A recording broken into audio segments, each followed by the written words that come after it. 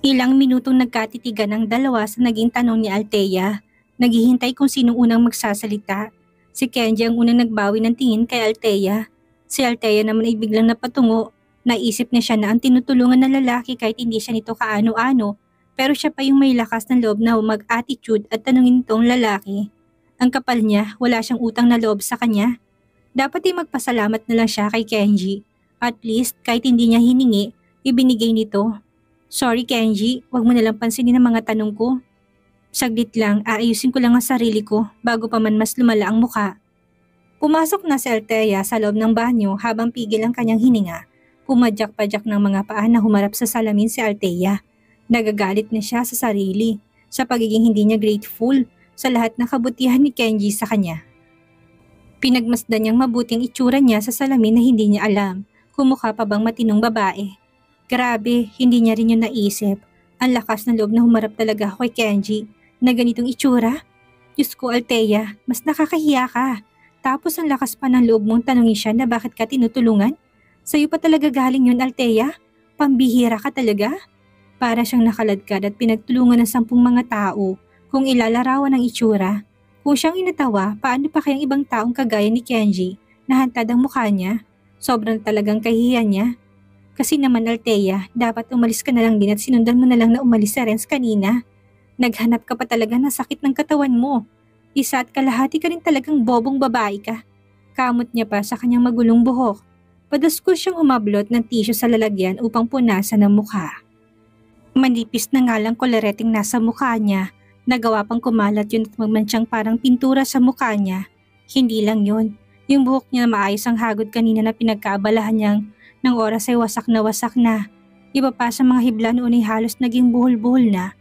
Diyos ko, nakakahiya na talaga sa pang-aabalang ginawa ko kay Kenji. Palagi na lang siyang sumasalo sa akin kapag may kaguluhan ako. Binuksan ni Althea ang gripo ng sink at sinahod na doon ang isang kamay. Kailangan niya maghilamos kung gusto niyang luminis ang mukha. Hinimas-himas niya ang anit ng kanyang ulo. Bigla na lang siyang napabunghalit ng tawa na parang isang balunang maalalang itsura ni Eleanor kanina.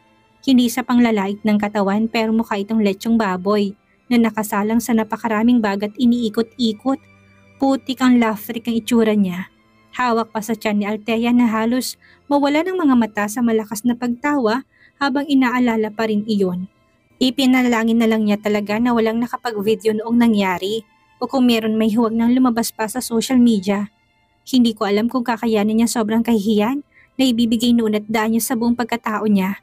Kahit masangkot ako sa video scandal na yon, at least may damit naman ako. Paglabas ni Althea ng bathroom ay hindi na mabigat ang pakiramdam niya. Napawi yun ng clown sa isipan niyang sa Eleanor. Tuwing naiisip ng itsura nito ay napapahagalpak na lang siya na para bang nababaliw. Alam niya na hindi yun nakakatawa pero sobrang tuwang-tuwa siya dito. Anong nakakatawa Althea? Kagaya ni Althea hindi na rin tensyonadong mukha ni Kenji ngayon. Nagawa na rin tong kalamayin ang loob niya sa nangyaring sagutan nila kanina ni Althea. Okay na siya, kalmado na. Itsura ko Kenji, kaila ni Althea dahil baka isipin ni Kenji na para siyang hindi babae kapag sa Eleanor ang sinabi niyang laman ng isipan niya. Sorry ha, palagi mo na lang ako nakikita sa pinakapangit na itsura ko. Nung nakipag-blind date ako, nang wala akong suot na tsinelas. Tapos kanina, tapos ngayon na ganitong itsura ko. Ang matino lang yata sa encounter natin ay doon sa high-end bar. Sobrang wala na akong dignidad bilang tao sa harapan mo. Buti hindi ka nagsasawang tulungan ako. Yung totoo, Kenji. Guardian angel ba kita nang bumaba sa langit para lang tulungan ng isang tulad kong mahina? Lampat aanga-anga ha? Kung yun ang dahilan mo, magkadaupalad ako nagpapasalamat. Aksyon pa doon ni Althea na pinagdikit ng palad.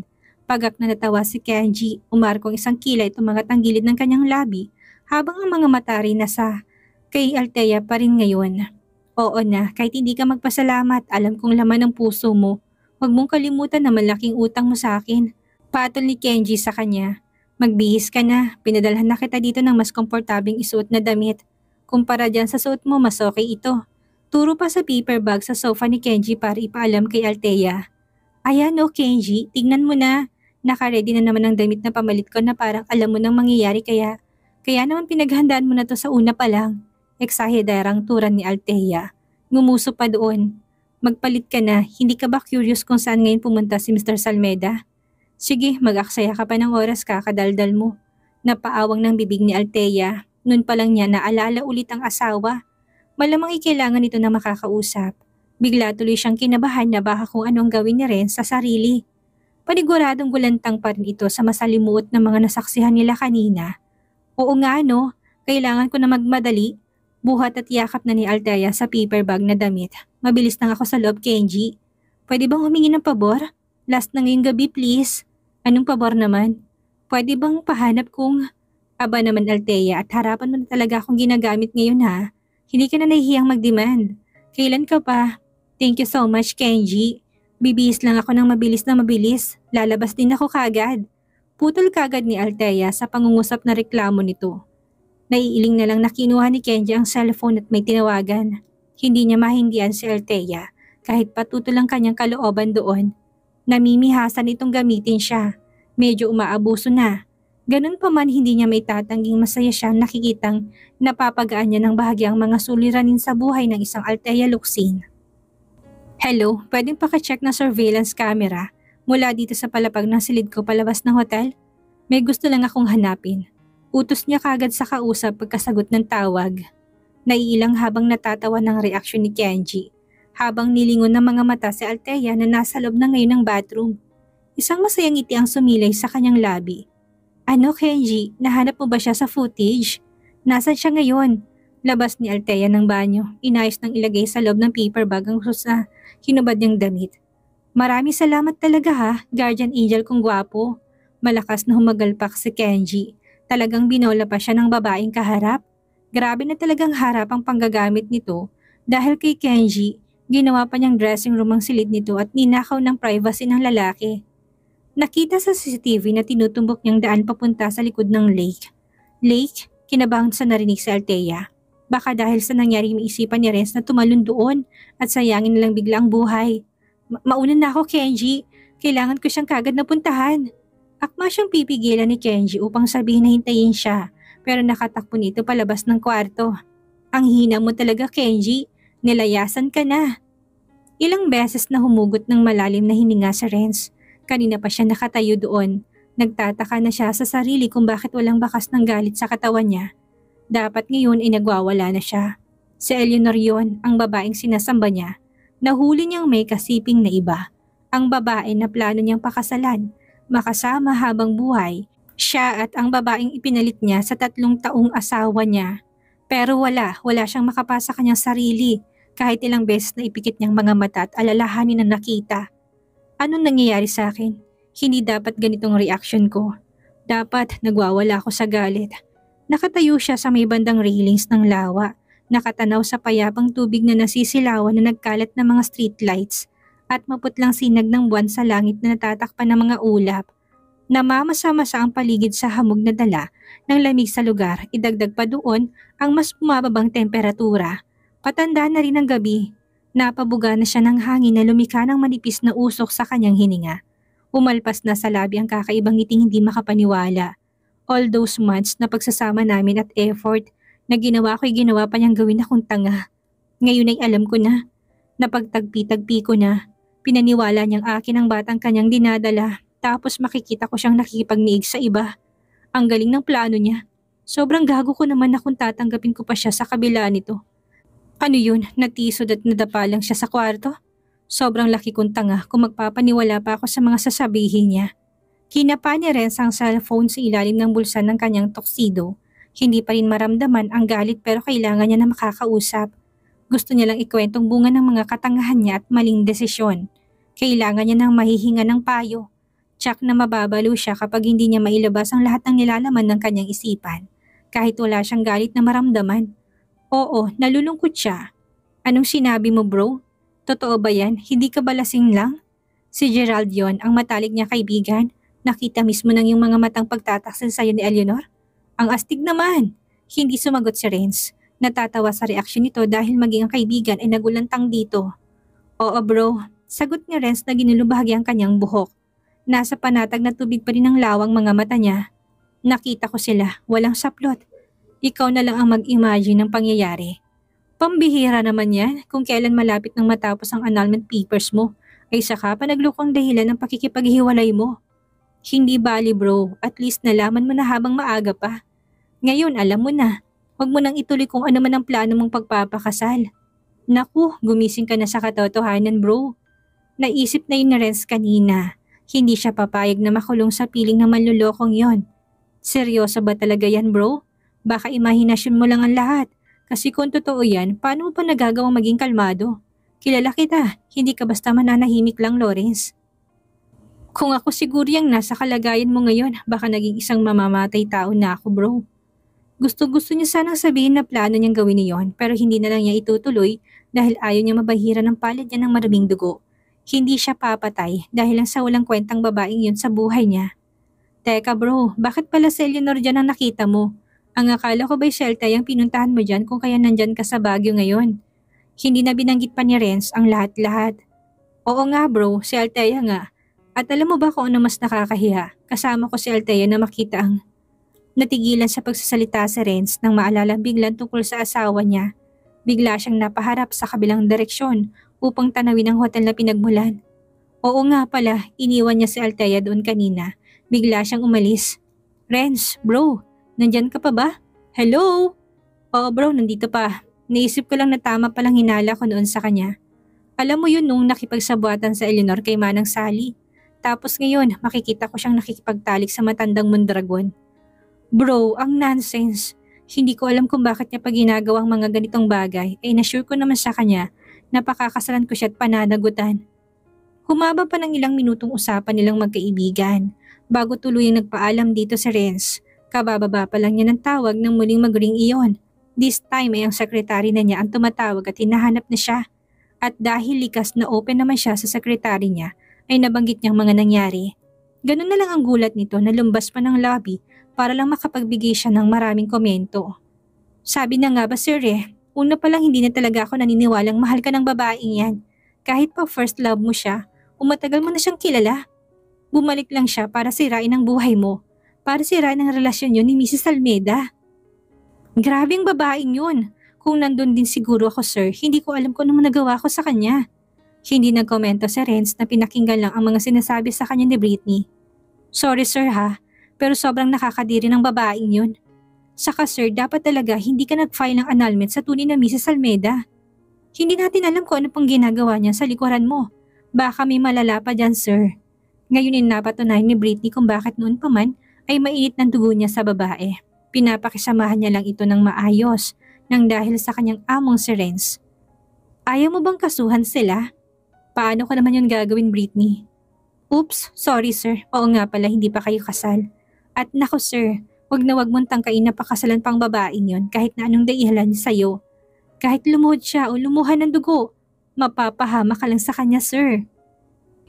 Gusto pa sanang sabihin ni Britney na tanga ng amo niya kapag naniwala pa sa babae.